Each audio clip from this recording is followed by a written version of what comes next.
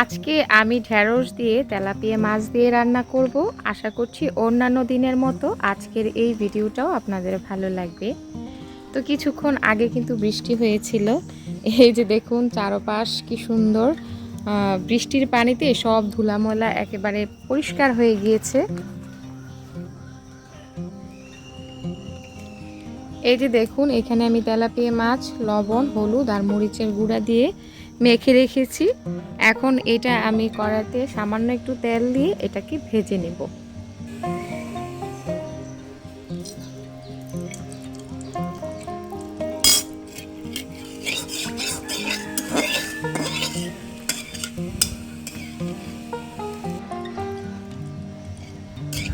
ঢেঁড়স রান্নাতে কিন্তু অল্প তেল ব্যবহার করতে হয়, না হয় ঢেঁড়সের গুণগত মান আর কালারটা অনেকটাই নষ্ট হয়ে যায়।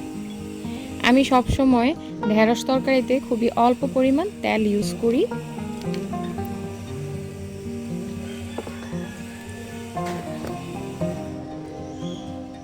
সামান্য একটু লবণ দিয়ে দিব, তাহলে কড়াইতে নিচে দিয়ে আর লেগে যাবে না মাছটা।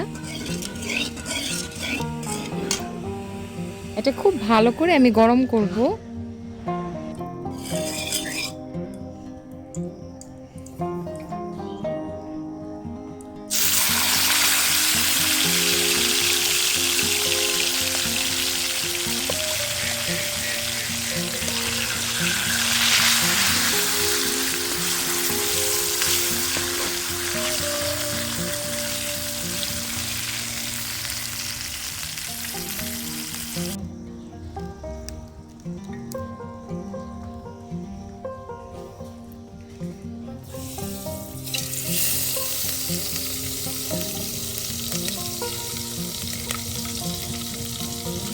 আমি খুবই অল্প পরিমাণে তেল দিয়েছি। তেলের মধ্যে আমি এখন পেঁয়াজ কুচি দিয়ে দিলাম।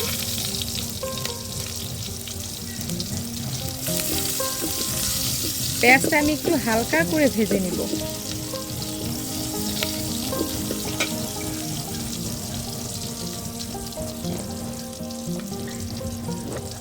এখন কিছু মশলা আমি দিয়ে নিচ্ছি।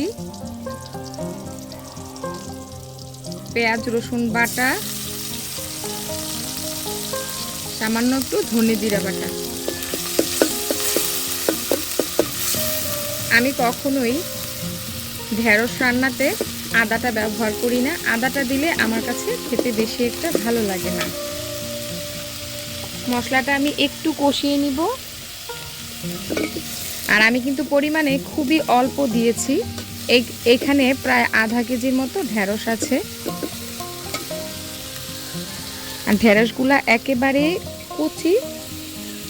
এগুলো আমাদের নিজেদের গাছের না, তবে আমাদের বাড়ির পাশের এক কাকার ক্ষেত থেকে এগুলো আমরা নিয়ে এসেছি। একেবারে টাটকা ছিল।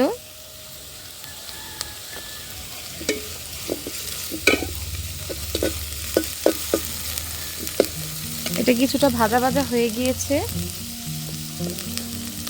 এখন আমি ঢেঁড়সগুলা দিয়ে দিব।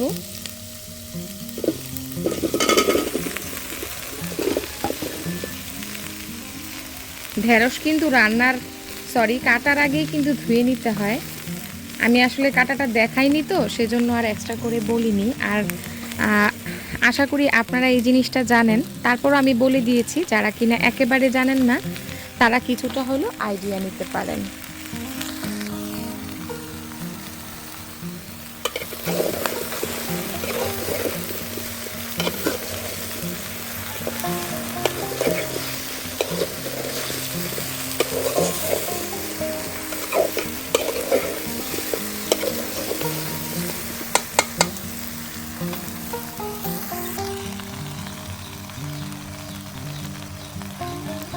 লবণ,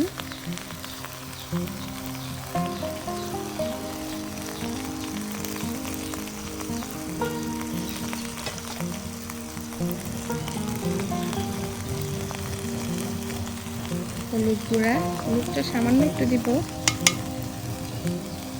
মরিচ গুঁড়া,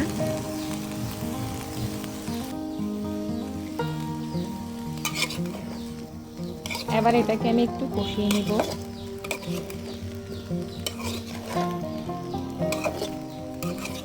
এই রান্নাটা কিন্তু একেবারে সিম্পল, তবে এটা খেতে কিন্তু ভীষণ ভালো হয়। আমি আজকে তেলাপিয়া মাছটা দিয়ে রান্নাটা করছি, আপনারা চাইলে যে কোনো ধরনের মাছ দিয়ে রান্নাটা করতে পারেন। আমি কিন্তু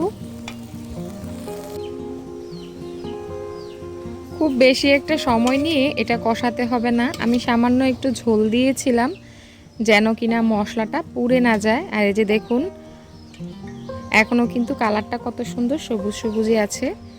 এখন আমি ঝোল দিয়ে দিব। আর ঢেঁড়স রান্না করতে খুব বেশি একটা সময়েরও প্রয়োজন হয় না।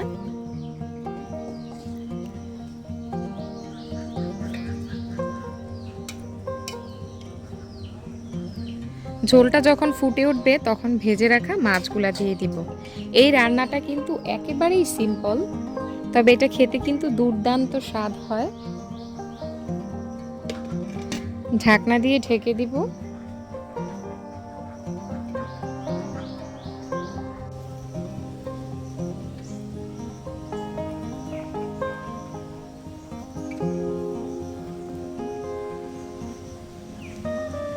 এখন আমি মাছগুলা দিয়ে দিব।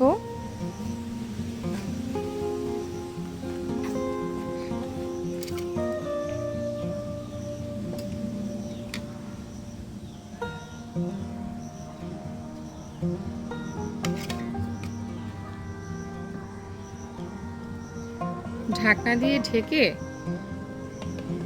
10 থেকে 15 মিনিটের মতো আমি এটা একটু সেদ্ধ করে নিব।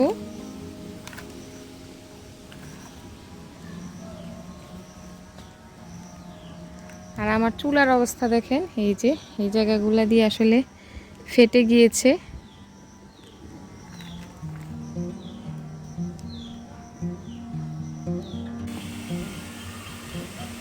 এই তো আমার হয়ে গিয়েছে। আমি এখন ধনেপাতা কুচিটা দিয়ে দিব, একটু বেশি করেই দিব, তাহলে এটা ফ্লেভারটা অনেক ভালো আসবে। চুলার মধ্যে আরও 5 থেকে 6 মিনিট আমি এটাকে ঢেকে রান্না করে নিব।